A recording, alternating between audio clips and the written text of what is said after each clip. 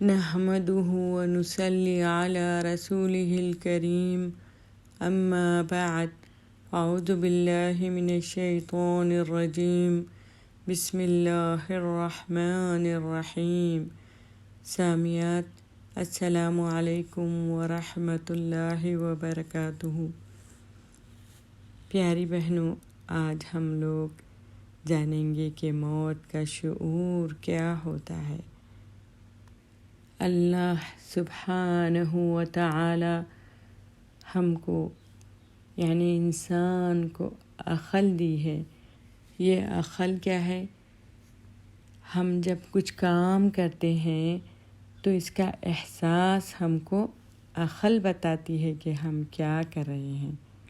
ایک حدیث میں آتا ہے، آپ صلی اللہ علیہ وسلم نے فرمایا کہ جب روح نکلتی ہے تو تتبعها البصر، نگاہ اس کا پیچھا کرتی ہے۔ اس لیے آپ نے فرمایا کہ جب کوئی شخص فوت ہو جائے تو اس کی آنکھیں بند کر دو۔ یعنی جسم کے اندر روح کے نکلنے کے باوجود ایک احساس باقی ہوتا ہے، یعنی نگاہیں اپنی روح کو جاتے ہوئے دیکھ پاتی ہے۔ خود آپ سوچئے کہ اگر کوئی بہت عزیز، قریب ترین، پیارا انسان مثلاً اپنے اولاد ہو یا ہمارے ماں باپ ہو جو ہم کو بہت پیارے ہوتے ہیں، جب وہ ہم سے دور جانے لگتے ہیں تو کیا لگتا ہے؟ جیسے جسم میں کوئی طاقت ہی نہیں، دکھی اور پریشان ہو جاتے ہیں ہم۔ تو پھر سوچئے کہ جب اصل اپنے آپ کی روح نکل جائے اور وہ جا رہی ہے، ہم اس کو دیکھ رہے ہیں تو کتنی تکلیف ہوتی ہوگی نا۔ کہا جاتا ہے کہ روح آس پاس کے لوگوں کا مشاہدہ کرتی ہے کہ وہ لوگ کیا کر رہے ہیں، ان کے رویے کیا ہے، اور مرنے والے کی برائیاں کر رہے ہیں یا پھر اس کی اچھائیاں۔ دنیا والوں کے سامنے زور زور سے روتے ہیں اور اکیلے میں کھا پی رہے ہوتے ہیں، تو یہ بے وفائی کا ایک طریقہ ہوتا ہے نا۔ تو ایسے موقع پر انسان بہت سخت دکھی ہوتا ہے، بے چین ہوتا ہے۔ تو کیا حال ہوگا اگر انسان کا ایک بال بھی کھینچے تو کتنا درد ہوتا ہے۔ مثلاً دانت نکالے تو کتنا درد ہوتا ہے نا۔ یہ تو جسم کا ایک چھوٹا سا حصہ ہوتا ہے، اور ڈاکٹر جب اس کو نکالتا ہے تو اس کو ہماری جگہ کو سن کر دیتا ہے ایک انجیکشن لگا کر۔ تو یہاں جب ہماری روح نکل رہی ہوتی ہے تو نہ ہی کوئی ہم کو انجیکشن لگاتا ہے اور نہ کوئی ہم کو دلاسا دیتا ہے کہ ہماری روح جا رہی ہے، صبر کرو، نہیں، وہاں پر کوئی بھی نہیں آتا۔ ہم اپنے آپ سے اس مشکل کا سامنا کر رہے ہوتے ہیں، ہم اپنے آپ میں پریشان رہتے ہیں، تو اس کی یہ پریشانی، یہ دکھ، یہ تکلیف کتنی تکلیف دہ ہوگا۔ وہ وقت ہے برحق، اس وقت کے لیے دعا مانگی گئی ہے جس کا خیال ہم کو کبھی نہ آیا۔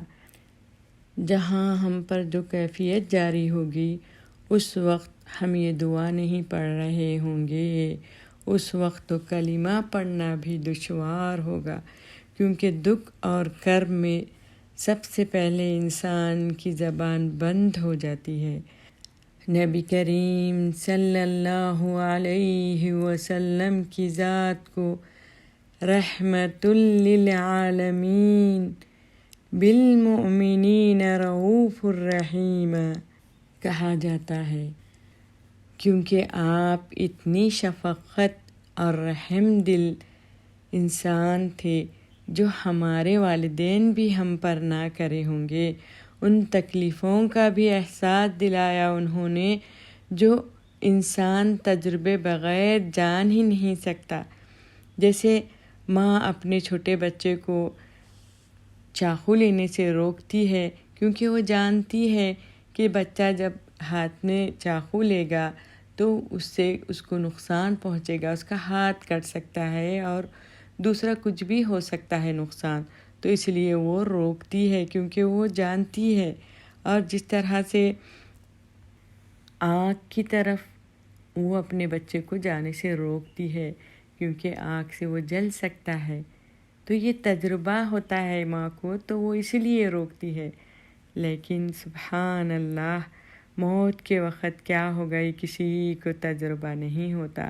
اگر یہ تجربہ ماں کو ہوتا تو سب میں پہلے اپنے بچے کو سکھاتی تھی کہ موت کے وقت ایسا ہوتا ہے کہ اے بیٹے تو اس طرح کر اور اس طرح کر۔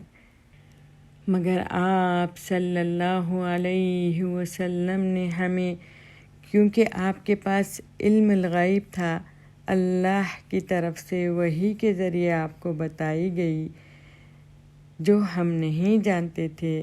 آپ کو جس تکلیفیں اور مصیبتوں کے بارے میں آپ کو علم دیا گیا تھا، اس سے بچنے کے لیے ہمیں ایسی دعائیں سکھائی گئی ہے کہ وہ وقت ہم پر آسان ہو جائے۔ خود صلی اللہ علیہ وسلم کا آخری وقت آپ نے پڑھا ہوگا کہ آپ بار بار بے ہوش ہو رہے تھے اور ہوش میں آ کر پھر کہتے تھے ان للموت سکرات، موت کی بھی بے ہوشیاں ہوتی ہے۔ اور آپ کی تکلیف دیکھنے کے بعد حضرت عائشہ رضی اللہ عنہا فرماتی ہیں کہ میں نے کسی کی موت دیکھی تو اسے برا بھلا نہ کہا، اور یہ کوئی خوش قسمتی کی بات نہیں کہ فلاں چلتے پھرتے مر گیا، وہ نیک تھا۔ اللہ سبحانہ و تعالی بہت رحم دل ہے، وہ 70 مایوں کا رحم رکھتے ہیں اپنے دل میں، تو وہ ہر تکلیف کے باعث ہم کو کچھ نہ کچھ عطا کرتے ہیں۔ تو یہاں پر موت کے وقت جو تکلیفیں ہوتی ہیں تو اللہ تعالیٰ ان تکلیفوں کے باعث اس کے گناہوں کو مٹاتے ہیں۔ سبحان اللہ، اللہ تعالیٰ کتنے رحم دل ہیں۔ انسان کی موت کے بعد جب اس کی باڈی پر جو اثر ہوتا ہے، جیسے جیسے وقت گزرتا ہے تو اس میں تبدیلی آتی جاتی ہے، اس کے جسم، اس کی باڈی پر تبدیلی آتی جاتی ہے، کچھ عیب نظر آتا ہے، کسی کو دھبا وغیرہ آ جاتا ہے اور کسی کی آنکھ خراب ہو جاتی ہے، فلاں فلاں۔ تو ایسی چیزوں کو دیکھ کر اس مرنے والوں کا عیب ایک دوسرے سے نہیں بیان کرنا چاہیے۔ خاص رسول نے منع کیا ہے ایسی باتوں کو۔ ہم کو چاہیے کہ اس کی مغفرت کی دعا کریں۔ تو آئیں ہم جانیں وہ دعا کو جو رسول صلی اللہ علیہ وسلم نے ہم تک پہنچائی کہ مرنے کے وقت ہماری موت کی جو تکلیفیں ہیں وہ آسان ہو جائے۔ تو دعا ہے بسم اللہ الرحمن الرحیم، اللہم اعنا علی غمرات الموت و سکرات الموت۔ اے اللہ مدد فرما ہمارے اوپر موت کی ڈبکیوں سے اور موت کی بے ہوشیوں سے۔ غمرہ کسے کہتے ہیں؟ گہرے پانی کو، کیونکہ جب جان نکلے گی تو یوں محسوس ہوگا کہ کوئی شخص ڈوب رہا ہے اور اس کو سانس نہ آ رہی ہو، کیونکہ سانس بہت مشکل سے آتی ہے جب انسان ڈوبتا ہے۔ مثال کے طور پر کبھی آپ نہاتے وقت تیز دھار پانی اپنے منہ پر کھول لیا ہو تو تھوڑی دیر کے لیے سانس رک جاتی ہے، تو کیا کیفیت ہوتی ہے؟ جسم سے پیر تک انسان ہل جاتا ہے، پانی ناک میں چلا جاتا ہے، تو کس طرح انسان گھبرا اٹھتا ہے۔ ایسی ہی کیفیت سے اپنے آپ کو محسوس کریں اور اپنے آپ کو اس منظر کے سامنے رکھ کر سوچئے کیا ہوگا وہ وقت۔ اور سکرا کسے کہتے ہیں؟ بے ہوشی کو۔ موت کے وقت ہم ڈوب رہے ہوتے ہیں اور بے ہوش ہوتے ہیں، ہم کو اپنا خیال نہیں ہوتا ہے، ہم تکلیفوں میں خوف زدہ ہوتے ہیں، تو یہاں پر اگر ہم اپنے آپ کو اس دعا میں ہمیشہ مانگتے رہیں اللہ سے کہ اللہ ہمیں موت کی سختیوں سے بچائے. دعائیں بہت ساری ہیں جو چھوٹی چھوٹی ہیں، ہم کو چاہیے کہ وہ ہماری زبان پر رٹے رہیں تاکہ ہم مرتے وقت فوری یاد کریں کہ ہم نے یہ دعا یاد کی تھی. تو ہم جس چیز کی عادت ڈالیں ہماری زبان کو، ہمارے دماغ میں اس کی روشنی سے بھر لیں تو وقت پر ہماری زبان پر آ جائے گی. تو یہ چھوٹی سی دعا ہے، اس کو اچھی طریقے سے یاد کر لینا اور روزانہ اپنی نماز میں اس کو شمار کر لینا. انسان مرنے سے پہلے وہی عمل کرتا ہے جو زندگی میں وہ کرتا رہتا ہے، اس لیے ہم اپنے آپ کو وہی عمل کرائے جو ہمارے موت سے پہلے ہم کو نصیب ہو. اللہ سے دعا ہے کہ اللہ تعالی ہماری موت کلمہ شہادت پڑھتے ہوئے نصیب ہو یا رب، آمین. سبحانک اللہم و بحمدک واشہد ان لا الہ الا اللہ ونستغفرک ونتوب الیک.